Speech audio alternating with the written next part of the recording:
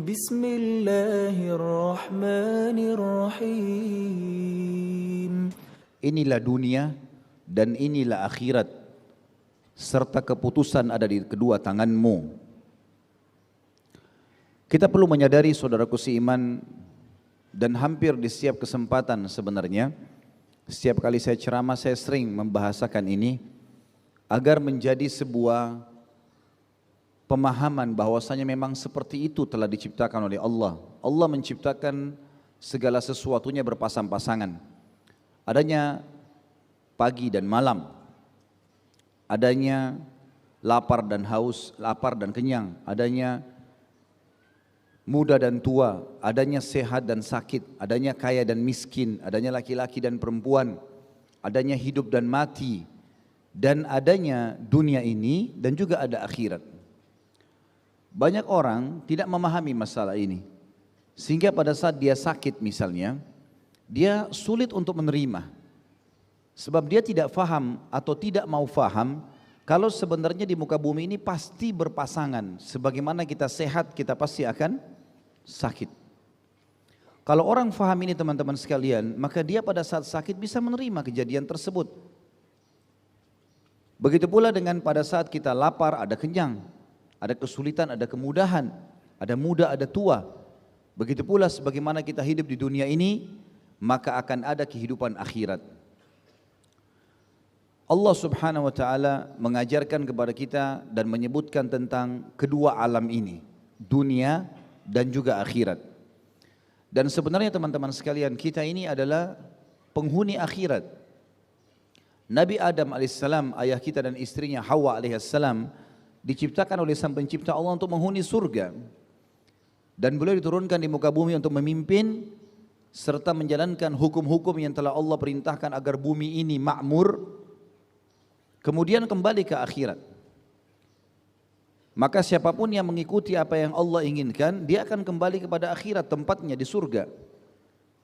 Hanya saja banyak orang yang membangkang, mampir di dunia, mereka sudah tidak mau lagi ikut untuk menuju ke akhirat. Maka bagi orang-orang pembangkang disiapkan neraka untuk menyiksa mereka. Nabi SAW mengatakan, perumpamaan saya dengan dunia ini seperti seorang musafir yang sebenarnya sedang penat di tengah jalan, lalu dia istirahat. Setelah penatnya hilang, maka dia akan pergi menuju ke tujuannya. Kita di dunia ini teman-teman punya tujuan. Diciptakan oleh Allah di sini, diturunkan di muka bumi untuk beribadah, mengikuti peraturan-peraturan Allah. Mampir sebentar dan kita akan kembali ke akhirat. Kita seperti sedang safar, naik bus misalnya, dari satu kota ke kota yang lain. Dan sementara kita lagi mampir, maka banyak orang subhanallah di tempat mampir atau transit itu mereka tidak ikut lagi.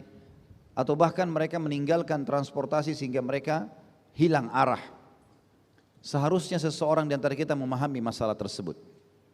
Masalah dunia dan akhirat, kemudian keputusan ada di tangan kita. Allah yang maha suci dan maha sempurna telah menyebutkan dalam Al-Quran, kata dunia itu kurang lebih, ini sebatas ilmu saya tentunya, saya coba mencari dari buku Mu'jam Al-Fadh Al-Quran, sekitar 114 kali. Dan 114 itu umumnya berisikan perintah untuk meninggalkan dunia, untuk melalui dunia dengan sebentar, menggambarkan kalau dunia itu hanya tempat mampir, hanya tempat untuk sementara. Dan Allah menyebutkan akhirat sekitar 43 kali, dan semuanya pujian. Semuanya diperintahkan untuk dijadikan sebagai target. Kemudian Allah juga memuji setelah dua-duanya disebutkan orang-orang yang menggabungkan keduanya atau menjadikan dunia untuk mendapatkan akhirat nantinya. Allah berfirman tentang dunia misalnya, saya mengangkat beberapa ayat Al-Quran, dimulai dari surah Al-Imran, surah nomor 3 ayat 14 yang berbunyi, A'udzubillahi minasyaitonirrajim, Zuina linnasi hubbus syahawati minan nisa'i wal banina wal qanatiril muqantarah wal qanatiril muqantarati minadh dhahabi wal fiddati wal khailil musawwamati wal an'ami wal harth dzalika mata'ul hayatid dunya wallahu indahu husnu ma'ab. Kita rincikan ayat ini teman-teman sekalian. Allah menyebutkan banyak sekali poin di sini yang kalau kita renungi memang ini yang banyak dikejar oleh manusia di muka bumi sementara melalui kehidupan dunia ini. Allah bilang telah dihiasi dalam jiwa manusia hubbus syahwat, rasa suka yang diikuti dengan hawa nafsu, antusias, ya, ego, ambisi, untuk mengejar mendapatkan wanita, keturunan, perhiasan terutama dari emas dan perak, kuda-kuda pilihan, dan juga hewan-hewan ternak. Itulah perhiasan kehidupan dunia, dan Allah menyiapkan jauh lebih baik daripada itu di akhirat. Teman-teman sekalian, kalau kita lihat di sini, misal wanita yang disebutkan pertama sekali dalam ayat ini, hubbus syahawati minan nisa. Kalau kita lihat kaum laki-laki misalnya, bagaimana dia berusaha mengejar pendidikannya, mengejar pekerjaannya, tujuan ujungnya adalah menikahi seorang wanita. Bagaimana dia menikah dengan seorang wanita.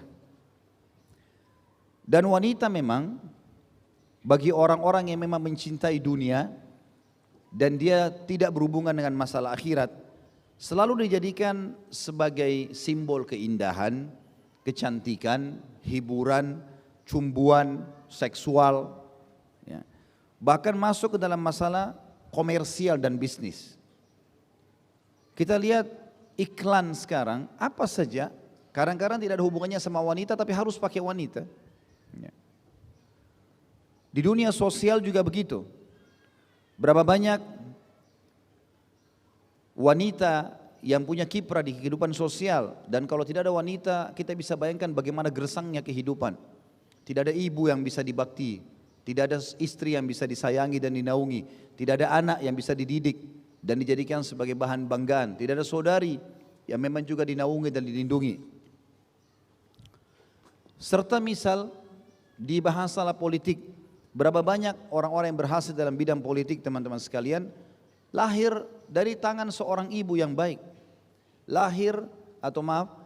Mereka terdukungkan oleh pasangan hidup atau istri yang baik, yang mendukungnya, sehingga dia bisa memimpin dunia. Islam tidak menutupi semua itu.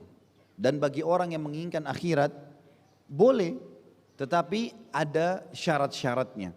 Bahkan Nabi SAW menjadikan kalau wanita itu baik, salihah, wanita yang patuh kepada Allah, dia dinobatkan sebagai perhiasan dunia yang terbaik. Sebagaimana sabda Nabi SAW, ad-dunya mata' wa khairu mata'iha mar'atus salihah. Dunia ini semuanya perhiasan, bisa kita jadikan sebagai perhiasan kita, menghibur diri, melihat ke langit, melihat ke tanaman, melihat ke lautan, menikmati apa saja bisa. Dan kata Nabi SAW, ketahuilah sebaik-baik perhiasan adalah wanita. Di dunia ini, wanita yang salihah. Jadi memang wanita dijadikan sebagai simbol dalam masalah kebahagiaan. Hanya saja orang dunia yang hanya fokus kepada dunia, dia tidak pikir apakah itu salih atau tidak. Juga kita tahu Nabi SAW mencintai dunia karena adanya wanita. Kata Nabi SAW, hubbiba ilayya dunyakum al-mar'atu wat-tib. Telah dibuat aku mencintai dunia kalian justru karena adanya wanita dan juga adanya minyak wangi. Adanya ibu yang dibakti, adanya istri yang disayangi, adanya anak yang dinaungi. Kemudian juga Nabi SAW menyebutkan dalam banyak sekali dalil berhubungan dengan masalah ini. Seperti misalnya dalam masalah nafkah anak perempuan, kata Nabi SAW kepada seorang sahabat yang kebetulan dia membagi nafkah berbeda antara anak-anaknya. Maka kata Nabi SAW, jangan kau lakukan itu karena kalau kau pun mau lakukan, kalau boleh saya melakukan membedakan, maka saya akan dahulukan anak perempuan tapi harus adil. Artinya Nabi SAW peduli dengan konsep masalah wanita ini. Begitu pula dengan anak perempuan, di mana Nabi SAW, semua ini hadis-hadis sahih riwayat Bukhari Muslim. Kata Nabi SAW, siapa yang dikarunia anak perempuan kemudian dia didik dengan baik sampai dia nikahkan, maka baginya surga. Dan itu tidak disebutkan bagi anak laki-laki. Kemudian juga dalam hadis yang lain kata Nabi SAW di haji wada, istausu bin nisa'i khaira. Saya wasiatkan kepada kalian, jagalah baik-baik para kaum wanita. Fa innahunna khuliqna min dila'.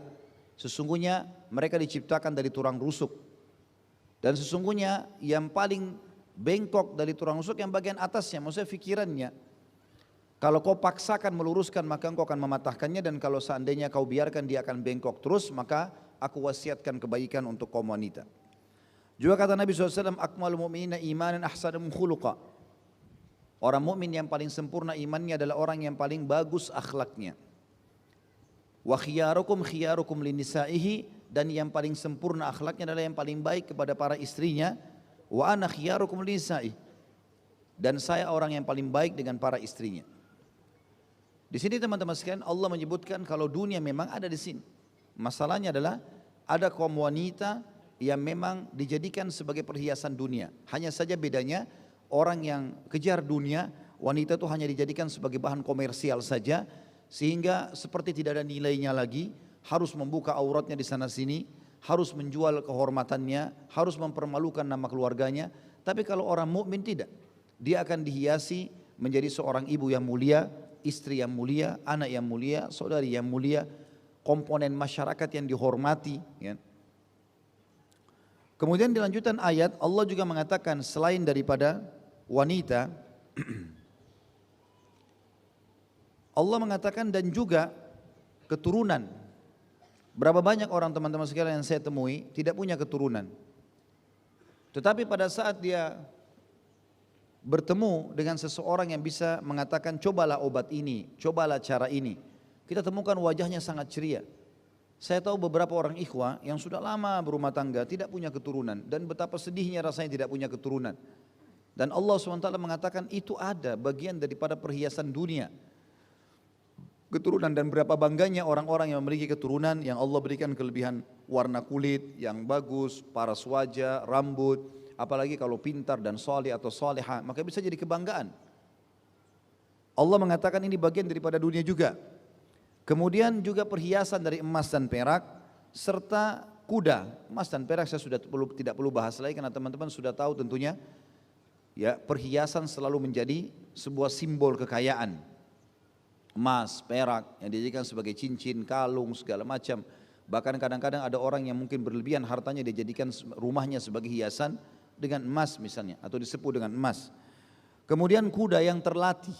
Ini biasanya kalau di istana-istana raja itu umum sudah adanya kuda-kuda terlatih. Bahkan orang-orang yang punya kemampuan secara ekonomi biasanya salah satu simbol kekayaan mereka memiliki kuda peliharaan, dan Allah sebutkan itu. Serta juga binatang ternak. Ya, ada juga orang yang memperkaya hartanya dengan binatang ternak. Allah mengatakan itulah perhiasan kehidupan dunia. Yang kita ingin garis bawahi adalah penutupan ayat, kata Allah, wallahu inda husnul ma'ab. Setelah Allah jelaskan panjang lebar tadi masalah apa yang kita paparkan poin-poinnya itu, kata Allah, dan Allah memiliki sesuatu yang lebih baik daripada itu. Artinya bagi orang yang mengejar akhirat, dia tahu di sana akan ada disiapkan wanita, di sana akan disiapkan keturunan. Bahkan dalam sebuah riwayat disebutkan bahwasanya wanita ahli surga tidak akan pernah punah atau tua selamanya, dan mereka selalu dalam keadaan perawan setiap saat, selalu sebaya, tidak pernah bertambah umur, dan selalu setiap pekannya bertambah kecantikannya. Dan banyak sekali ayat berbicara masalah bidadari dan wanita ahli surga. Al-Quran menceritakan masalah itu. Artinya kalau dunia saja orang banyak bekerja banting tulang supaya dia jadi kaya, supaya menikah, maka di akhirat saya siapkan, kata Allah.